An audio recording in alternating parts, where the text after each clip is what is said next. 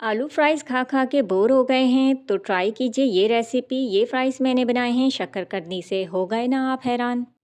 तो चलिए मेकिंग की तरफ बनाना सीख लेते हैं। ये तकरीबन आपको लेनी है आधा किलो या फिर 1 से 1.5 किलो भी आप ले सकते हैं, क्योंकि ये बनते इतने मज़े के हैं कि हाथ रुक नहीं पाएगा।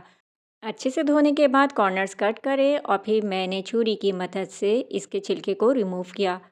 आप चाहें तो कटर का इस्तेमाल कर सकते हैं, लेकिन थोड़ा तेज़ धार हो, क्योंकि इसको काटना थोड़ा सा मुश्किल होता है।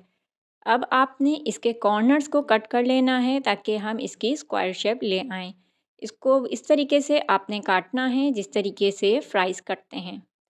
तो फ्राइज़ शेप मैंने काट लिए हैं और जो कॉर्नर्स कट के हमारे बचे हैं उनको ज़ाया नहीं करेंगे।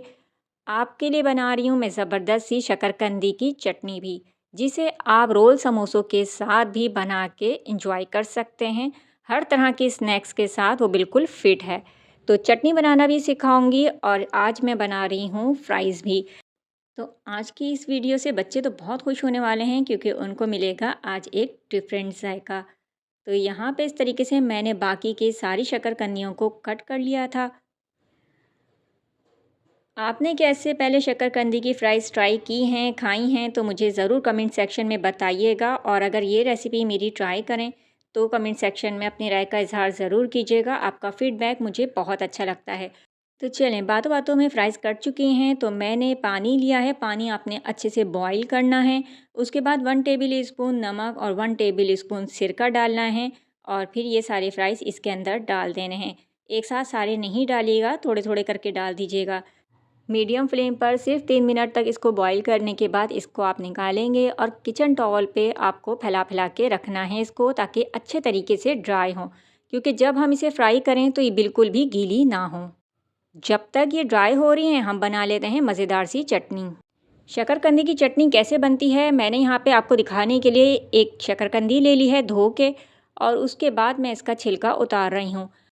इसकी फ्राइज़ कटिंग में जो आपके बचेंगे हिस्से, जो आपने काट के अलग किए थे, आप वो भी इसमें शामिल कर सकते हैं, उसकी भी चटनी बन सकती है। तो हम इस तरीके से इसको पीसेस में कट कर लेंगे और फिर आपको लेना है यहाँ पे तकरीबन 2 कप के करीब पानी। पानी आपने हल्का सा नीम गरम कर लेना है। नीम गरम के बाद आपने इसको इसमें डालना है। फ्लेम मीडियम रखेंगे और फिर 5 से सिर्फ 6 मिनट लगेंगे और फिर ये अच्छे से बॉईल हो जाएंगे। ऐसा जैसे कि आप देखें कि मैंने इस तरीके से काट के देखा तो आराम से ये कट गया। तो हम चूल्हा बंद करेंगे और फिर हम इसको थोड़ा सा रूम टेम्परेचर पर लाकर ग्राइंड करेंगे। ग्राइंड करने के बाद वापस पैन में ट्रांसफ़र किया है, चूल्हे पे अभी नहीं रखा। कुछ मसाले शामिल कर देंगे, जैसे कि इसके अंदर जाएगी कश्मीरी मिर्च 1 टीस्पून, भुना कुटा ज़ीरा पाउडर जाएगा 1 टीस्पून, नमक हाफ़ टी स्पून जाएगा, या आप अपने टेस्ट के मुताबिक भी डाल सकते हैं। चिकन पाउडर मैंने डाला है 1 टीस्पून, कुटी लाल मिर्च जाएगी 1 एंड हाफ़ टीस्पून, हल्दी पाउडर 1/4 टीस्पून मैंने डाला है। ऑरेंज फूड कलर मैंने 1 चुटकी इस्तेमाल की है, ये ऑप्शनल है, आप चाहें तो स्किप कर सकते हैं। सिर्फ कलर के लिए मैंने इसका इस्तेमाल किया है। ये चटनी बना रही हूँ मैं थोड़ी सी खट्टी मीठी, तो इसका फ्लेवर बढ़ाने के लिए इमली का रस जाएगा इसके अंदर तकरीबन 1/4 कप। इमली का पल्प शामिल करने के साथ ही मैंने इसके अंदर डाला है चाट मसाला 1 टीस्पून और टाटरी 1/4 टीस्पून। अब हम इसको मिक्स करेंगे और इसको पकने के लिए रख देंगे।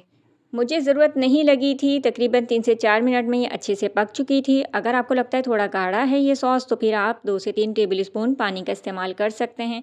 चटनी हमारी रेडी है और दूसरी साइड पे हमारे फ्राइज़ भी जो हैं वो खुश्क हो चुके हैं, तो अब हम इसको फ्राई कर लेंगे। तेल हस्बे ज़रूरत मैंने गरम कर लिया था और फिर हम इसको फ्राई करते जाएंगे। देखें कितने क्रिस्पी लग रहे हैं और खाने में भी लाजवाब हैं। बस अब सारे फ्राइज़ इसी तरीके से करके निकालेंगे। चाट मसाला ऊपर से छिड़केंगे हस्बे ज़रूरत और गरम गरम खाएंगे हम इसको शकरकंदी की चटनी के साथ। तो ये थी मेरी आज की वीडियो। नेक्स्ट वीडियो तक अल्लाह हाफिज़।